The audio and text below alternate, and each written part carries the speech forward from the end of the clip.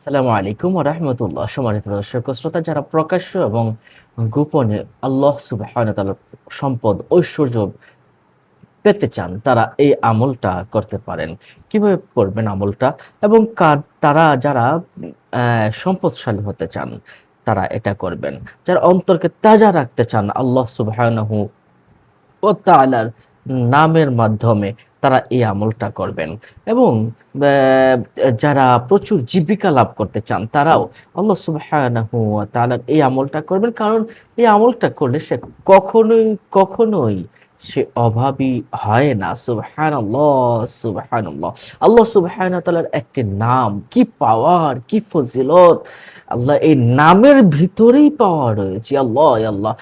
ইয়া ওয়াসিউ, ইয়া ওয়াসিউ, এই শব্দের অর্থই হলো হে প্রশস্তকারী। ইয়া ওয়াসিউ, এই নামের অর্থই হলো হে প্রশস্তকারী।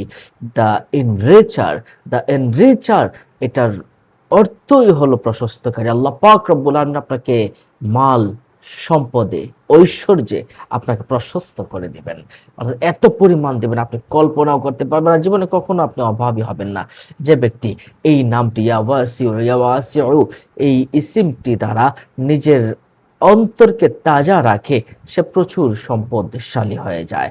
আর সম্পদশালী এত পরিমাণ হয় সে কল্পনাও করতে পারে না। সুবহানাল্লাহ, সুবহানাল্লাহ।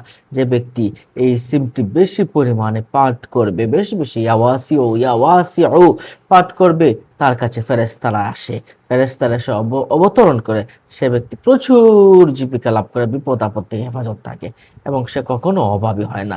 যে ব্যক্তি প্রচুর পরিমাণে ইয়া ওয়াসিউ, ইয়া ওয়াসিউ, ইয়া ওয়াসিউ প্রচুর পরিমাণে পাঠ করে, সে কখনো অভাবী হয় না। তার কাছে ফেরেশতারা অবতরণ করে, তাকে নিরাপত্তা দান করে।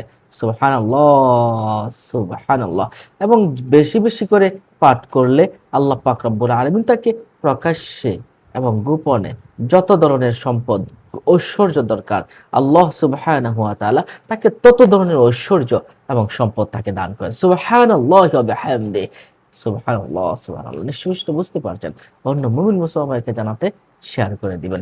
এমন ধরনের ভিডিওগুলো পেতে আমাদের চ্যানেলটিকে সাবস্ক্রাইব করে রাখুন। আসসালামু আলাইকুম ওয়া রাহমাতুল্লাহি ওয়া বারাকাতুহু।